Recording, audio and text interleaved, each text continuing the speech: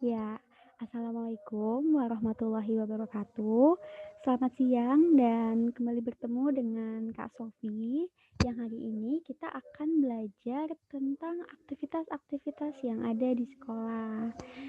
Nah, sebelum belajar mungkin Ade bisa mulai berdoa dulu, meminta kepada Tuhan Yang Maha Esa supaya dimudahkan belajarnya. Dan mungkin juga bisa minta bantuan ibu atau mama atau kakak kalau misalnya ada yang kurang paham. Pun ada juga bisa untuk langsung nanya ke kakak via personal chat di WhatsApp seandainya penjelasan kakak nanti kurang jelas. Oke, langsung kita mulai.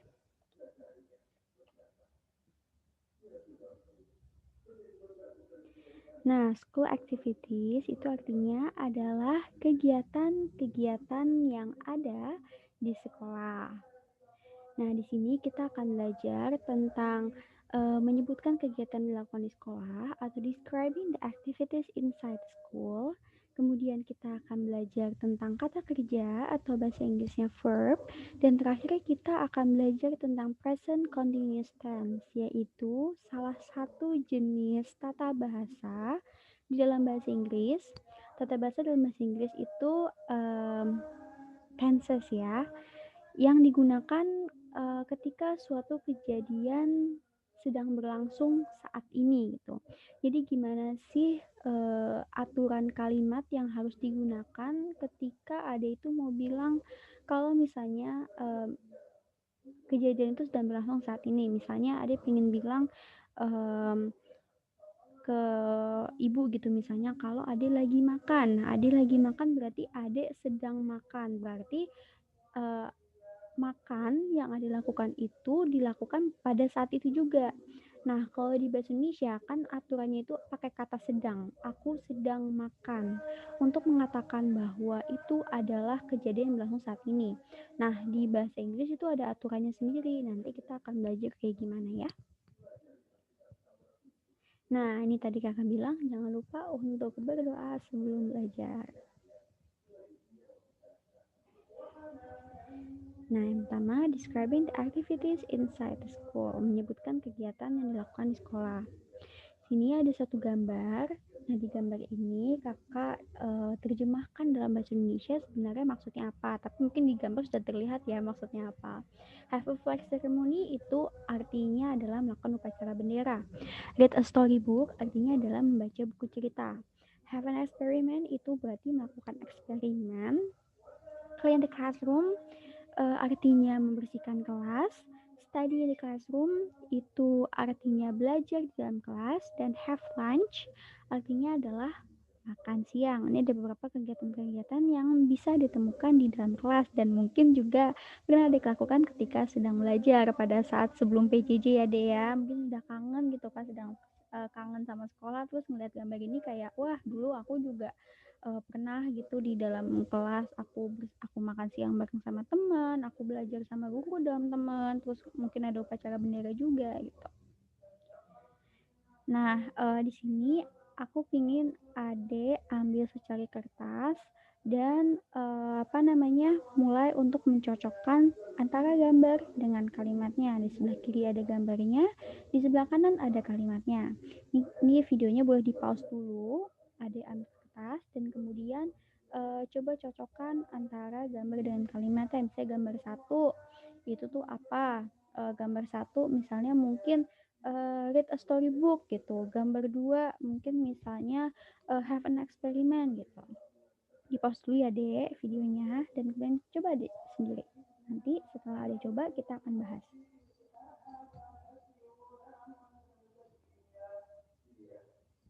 Oke, aku percaya dia udah nge-pause dan mencoba untuk mengerjakan sendiri dulu. Nah sekarang setelah dicoba untuk kerjakan sendiri kita akan bahas ya. Nah untuk pembahasannya sendiri untuk gambar satu jawabannya adalah clean the classroom. Untuk gambar 2, jawabannya adalah have an experiment. Untuk gambar 3, jawabannya adalah read a storybook.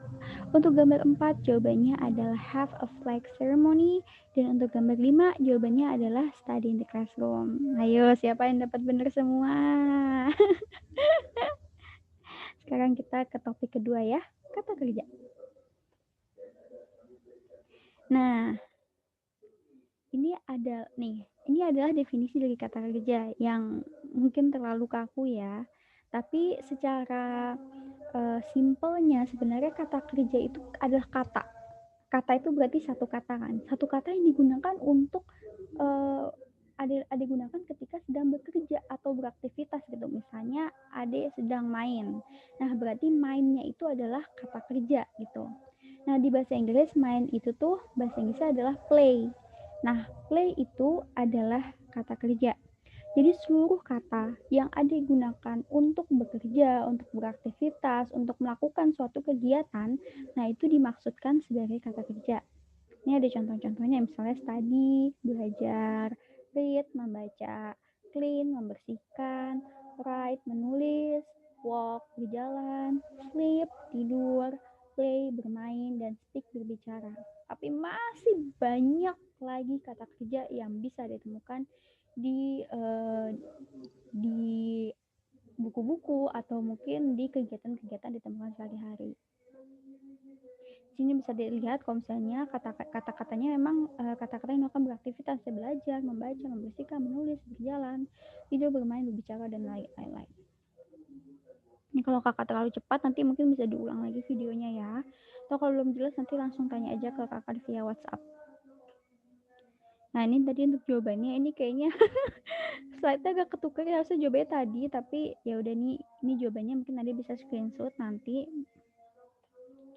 Nah, ini topik terakhir yaitu present continuous tense, dan ini mungkin topik yang cukup menguras pikiran. Jadi seandainya nanti ada kurang paham, bisa banget untuk tanya ke kakak langsung via WhatsApp ya. Nah, jadi sebenarnya apa sih itu tense?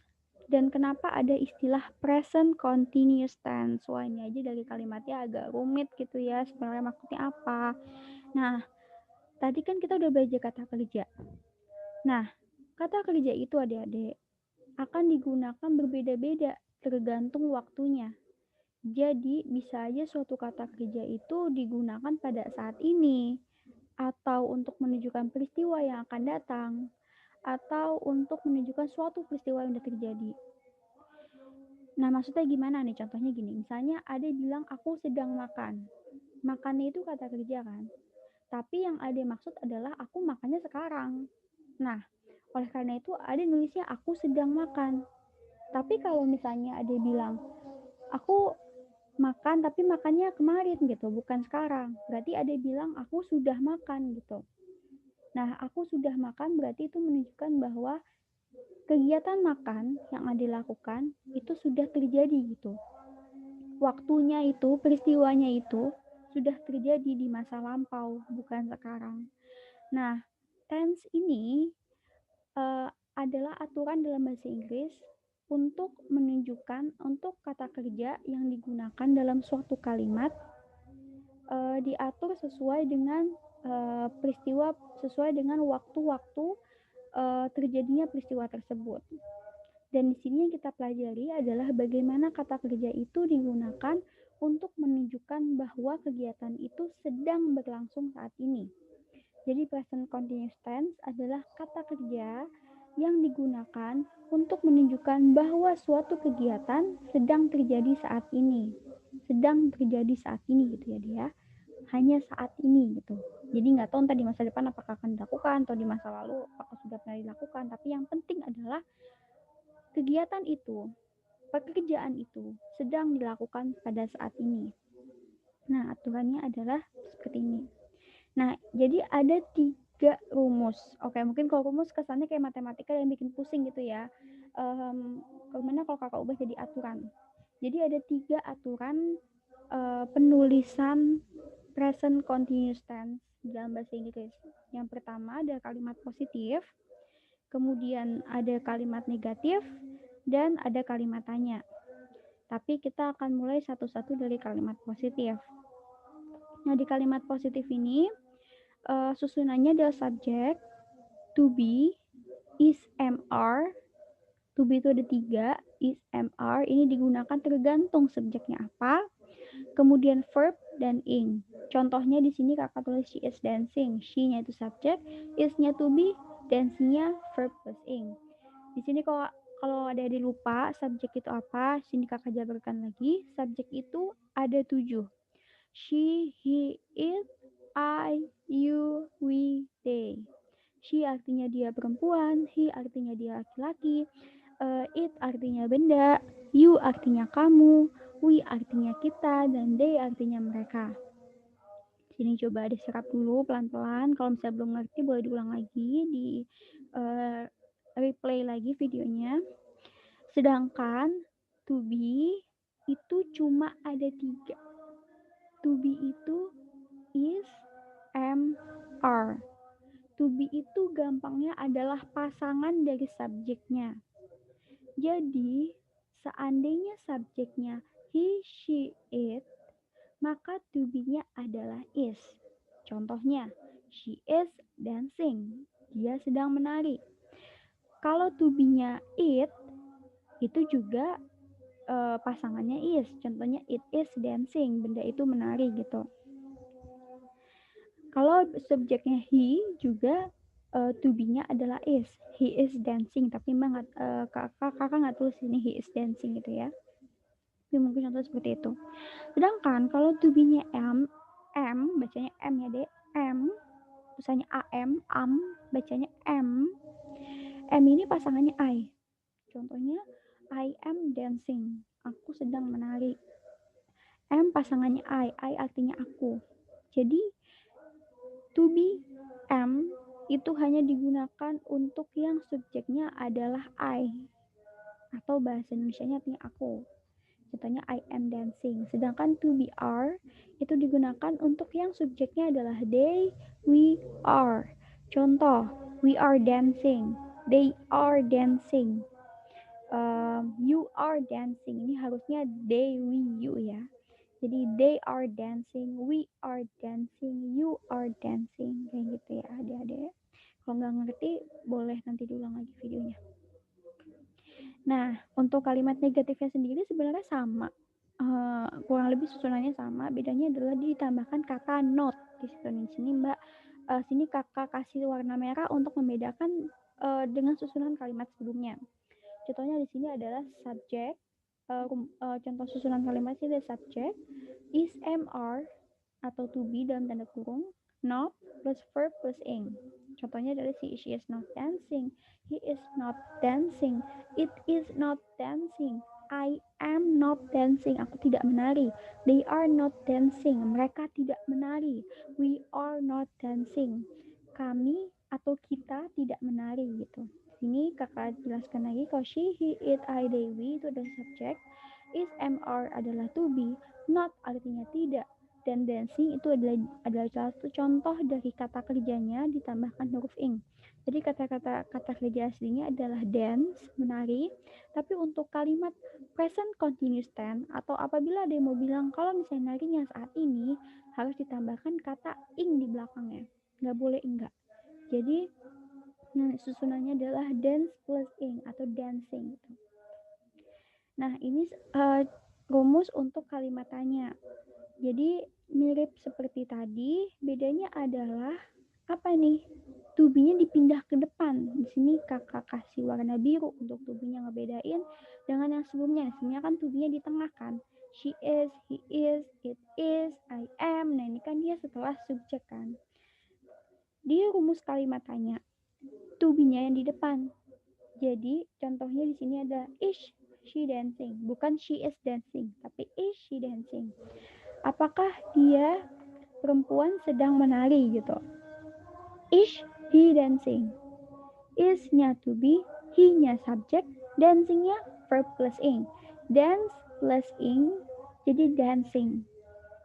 Dance plus ing jadinya dancing. Aturannya dari mana? Aturannya dari verb plus ing. Jadi contoh-contohnya dia bisa baca sendiri. Am I dancing? Are they dancing? Are we dancing? Di sini is, am, are adalah to be, she, he, it, I, they, we adalah subjek, dan dancing adalah salah satu contoh dari verb plus ing. Jadi bisa banyak nih, misalnya kayak tadi contoh-contoh kata yang kakak gunakan untuk menyebutkan kata kerja, misalnya berjalan, walk itu jadi walking, kemudian menulis, write jadi writing, kemudian misalnya apalagi membersihkan, clean jadi cleaning gitu ya. Nah, saya di latihan, Ade bisa ambil secari kertas dan tuliskan kalimat-kalimat ini dalam bahasa Inggris. Pilih 3 kalimat saja ya. Sini ada kalimatnya, aku sedang tidak belajar, dia perempuan sedang tidak menulis, dia laki-laki sedang membersihkan kelas, mereka sedang tidur, dia tidak sedang bermain, apa aku sedang menari, apakah kita sedang berjalan. Nah, ini adalah contoh-contoh kalimat yang Ade bisa terjemahkan ke dalam bahasa Inggris. Nah, ini pilih 3 kalimat saja, cari di kertas, tulis kalimat-kalimat ini dalam bahasa Inggris, dan kemudian nanti akan kita bahas di kelas. Oke? Assalamualaikum warahmatullahi wabarakatuh. Alhamdulillah sudah selesai semua. Terima kasih dan sampai jumpa lagi.